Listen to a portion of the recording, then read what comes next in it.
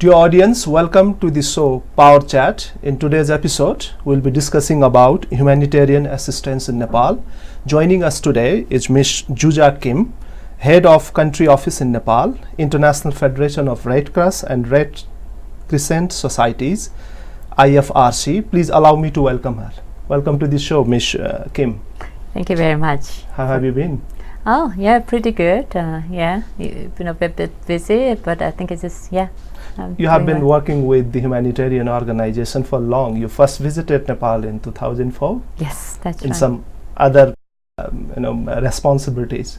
But for last 1 year, you are leading IFRC country office here in Nepal. Yes, that's How do true. you observe the state of development and diversity in relation to your work here in Nepal? Yes, thank you. As you mentioned, my first visit to Nepal was back in 2004. And then I visit from time to time before I actually come here to stay a bit longer with the IFRC country office in here. I joined the IFRC in this office last August. Actually, today is my 1 year day, so I really had thank you very much. I have a special pleasure to my 1 year stay in Nepal. Yes, Nepal is now, as you know, is changing a lot with a lot of new initiative, and then also it's becoming a new Nepal in terms of the political environments, and also, as you know, is that the country itself has been going through very dynamic changes over the years. So I think Nepal is a very fascinating and attractive country from many different aspects. When we look at the country itself, is full of diversity, and not only for the geopolitical aspect, but domestically, and then it has been gone through many transformation and changes, and also it has multi-diverse society in terms of ethnics and language and also religion. So this kind of diversity and also some dramatic changes give us a lot of also interesting the time that we, particularly from the humanitarian perspective or humanitarian practitioner, we see not only as a challenge but also as an opportunity, because it's the Nepal has been a long partner, particularly for the IFRC. IFRC has been our office since more than over 50 years. Our first office was started opening here back in 1965 here in Nepal, and supporting the people in need. Of course, our long partnership was with the Nepal Red Cross, but at the same time, with the great support from the government of Nepal, we was really trying to support and being a relevant presence in here in Nepal, supporting the people. So in general speaking, in Nepal is those a lot of diversity and development factors, particularly for the last couple of years. I think this is very much the federations has been really greatly appreciated, and we will continue to working for the people. It's a long time that IFRC is here. Yes, almost 5 decades, as you told. How do you see the stakeholders' response towards humanitarian work in relations to IFRC's work in particular? The stakeholder meaning in a Nepali context, of course, is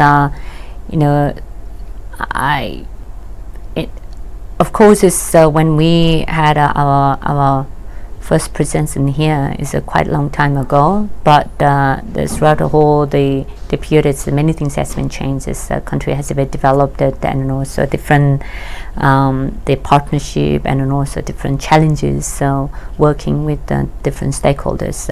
And of course, when you look at these days, we have so many diverse stakeholders, not only our the government sector, but also we have a lot of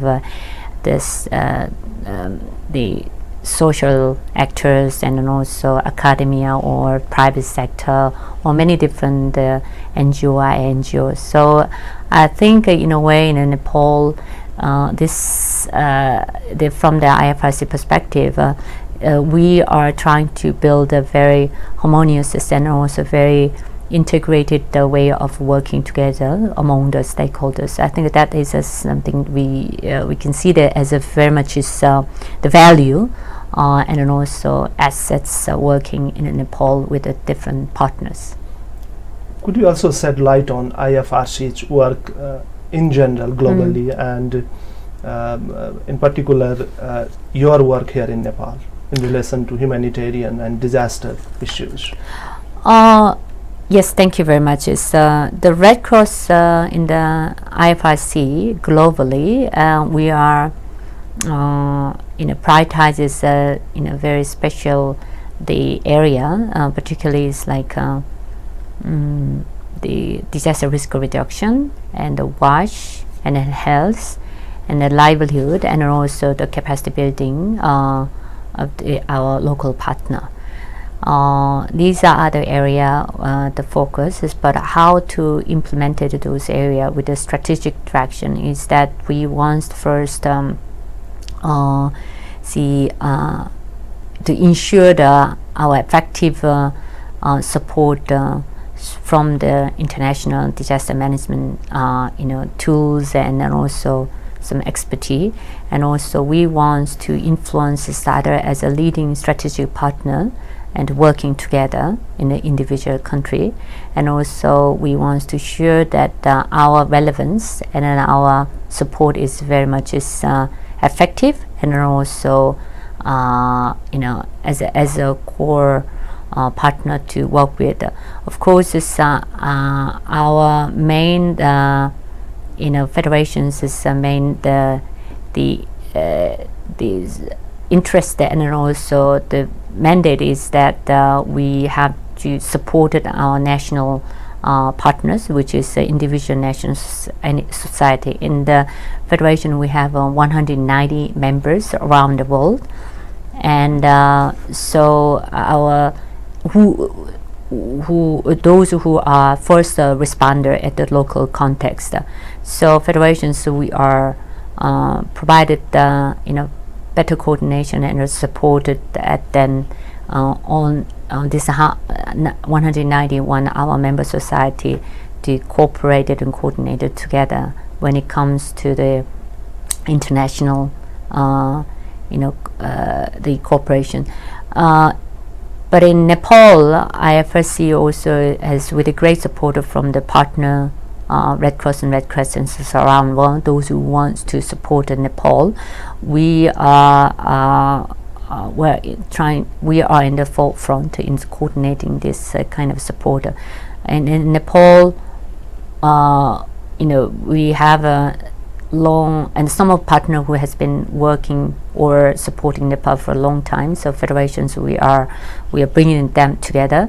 But for the emergency operation, it's known that 2015, and we had the great earthquake, and which is was so devastating. The disaster, which is made unprecedented size of the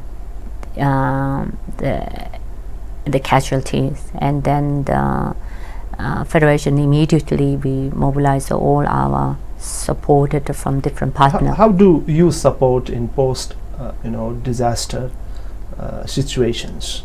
And you are leading IFRC here at a time when many activities related to earthquake are associated with providing with assistance, including that of the construction and other resources. to the survivors or the victims' families. How do you work with the stakeholders so that the post-disaster relief issues are very appropriately addressed? Right after the earthquake, of course, as our primary mandate is that to support the people suffer from that disaster, and we provide all this the relief items, and of course, with so many our Red Cross and Red Crescent family members around the world that they are rushed into coming into Nepal to extend their help, and we federations and the country office, we coordinate all this support because it's not easy, it's so complex, and the people's there was high demands that to provide it very efficient and the rapid support to the people. So we coordinate those things, and right up and then after the relief operation, of course, the whole dimension was moved to the recovery, and from the federation with all our partner, the Red Cross and Red Crescents who came here, we agreed on the support 4 special area. First is shelter. Shelter is very much owner driven, and we identified 14 districts as a priority for the recovery, and those highly affected by earthquake. Yes, the highly affected the earthquakes and for the recovery the program, and Lamjung and Golkha and Tanahun, Danang, Nuakot, and Rashua. In those, the Sindupalchuk and Okaldunga, in these 14 districts was we are identified as most needed the districts in terms of our recovery support. So shelter was one of the main components, and the wash and livelihood and health, and also so many things that has been really destructed and the damages. So the building some sort of the capacity of the community how level. does your support reach out to the needy people? Could you tell us the mechanism that you are working with the government entities and other stakeholders? These are all the area that I mentioned to you. This is part of the recovery plan of the which is we agreed the NRA, National the Reconstruction Authority.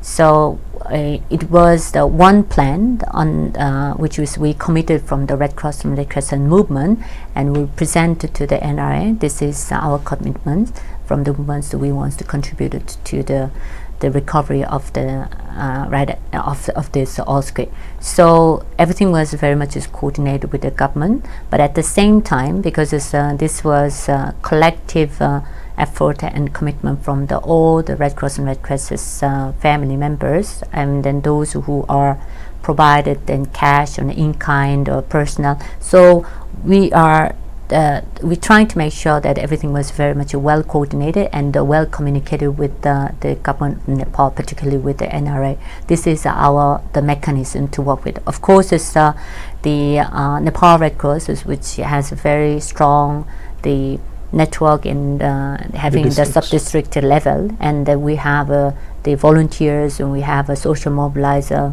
which is very much based on the affected community. So we want to reach out, make sure that our support is very much as a community-based need, and with this 4 area of that we find it as a priority. This was how we were working as a. How do you assess the stakeholders?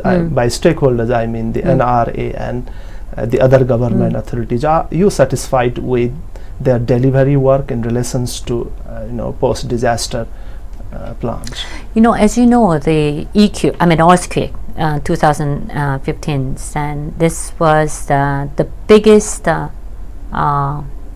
disaster that the Nepal ever had. Right, and even though before the earthquake, many people knew that Kathmandu is one of the risk area in terms of the disaster, the earthquake. But even when I was here in the first time in 2004, when we had this meeting, there was some reporter from the what is the hazard and risk in Nepal. Of course, it's also one of the risk factors that we identified, but we never knew that, and this is actually happened, right? So when we had this disaster, and I think it's even the governments we trying to come up with the best the way to support the people, but it's not easy because it's the rules and regulation and all the policy and everything we have to come up with, and particularly when it comes to construction work, we have to make sure that all the new building has earthquake proven technology and the resistance infrastructure. So before the earthquake, we didn't have a very clear policy and restrictions. So I think when going through the recovery process, the NRA, which is main authority, so we're in charge of this recovery, the program, the humanitarian agents like the IFRC and others, so we have to really see that how we can support each other. But it wasn't easy at the beginning, right? Because this is there was an absence of the relevant policy and regulation. We have to really prepare it, and there's a lot of frustration for the humanitarian actor because we have to move ahead, but there's always some issue at the beginning. But I think it's 2016 and late 2016, and finally the governments presented clearly what rules and regulations that all the stakeholders has to follow, and I think it was a great learning for all of us because the earthquake, of course, it brought a lot of pain and then also suffering and so much sorrow to everybody. But at the same time, this is an opportunity for Nepal, and also these people are helping in Nepal how we have to move on. Particularly, there is a lot of lessons learned and experiences. Then there is a knowledge has been gained. So we have to make sure that this was, even though it was great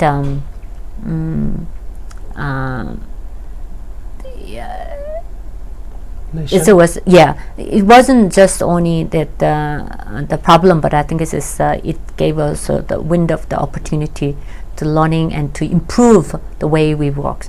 So from the IFRC perspective, I think we want to now is that after 3 years we're trying to maintain this what is lessons learned, how we can prepare us in the better in any kind of future disaster, and then to incorporate it into our plan of action, and then how we can when we supported the Nepal Red Cross and also working with the partner, working with the governments. So as organization perspective, I think this is something we have to support, and then we are now thinking that lessons learned workshop, then also the discussion with to capture the best the learning and the experiences, the information, those things. This is something. Well, Ms. Kim, you said that it was tough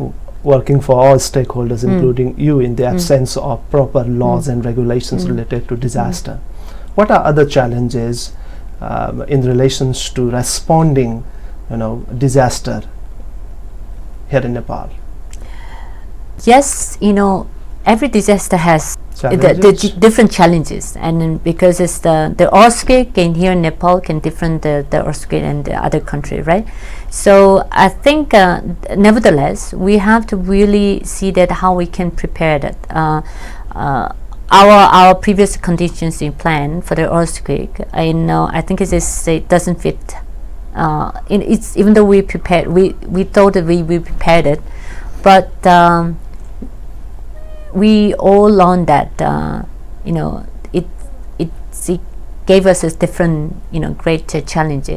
So in Nepal, I think there's a lot of diversity, and then also the even though we learn a lot from the last 3 years is going through the relief and the recovery, I think as we have to really make sure that because there's so many different stakeholders, how we can prepare better to ensure the effective coordination and cooperation among the stakeholders. That is something that we have to really put in place when it comes to responding to the disaster. And of course, now with the new federal system, we have a 3 different tier: the central governments and also provincial and the local. And the recently 2017 we have a Disaster Risk Reduction and Management Act. It's a new law, and also the governments also, they came up with very clear policy and strategy how we want to move for the next coming years under this new act. So we have to really have a clear understanding what is roles and responsibility at different level. And still, I know that there's a very strong commitment for the Mofalgang and also Moha, then to make sure that different stakeholder is working in line with that the act, and also we want to contribute to the implementation of the strategy and then also action plan. So to do that, we have to have a proper capacity at the different level, not only law and regulation, but to implement those things is we need to have a proper that was what immediately after the earthquake here in Nepal. That was, as you told, the biggest ever. There was public criticism that there was no prompt response from the government side, from the key stakeholders, and there is a difference between the other disaster outside Nepal and disaster here in Nepal. So it was widely criticized the government's prompt actions were delayed. What you have to say on that? And many people suffered, and there were many vulnerable groups, including women and children, girls, due to this big earthquake here in Nepal. How can we better prepare ourselves to address disaster concerns immediately as per the need of people? Yes, that is very important issue. When you look at the other big disaster, like this big earthquake in Japan, the Fukushima, this the accident. When you look at the flood and the earthquake, and which is beyond their contingency plan, is a much bigger size, right? So it's very important for the governments is to prepare a certain level of the disaster, and then how we can respond it quickly. But I think this 2015 is earthquake is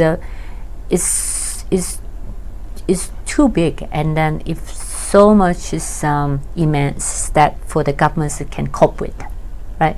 And then also when it comes to the response, and it's a lot of chaotic, and then even though we had a different priority how we can respond is in our plan, but because of size of the disaster, it's the magnitude of the disaster, it's very, very difficult for the governments to respond that immediately that the way we plan. But I think it is, as you rightly mentioned, that nevertheless is the role of the government, and it was not only the role of the government, all the stakeholders, and we have to know that how we can support and how we can play within this big plan. So I think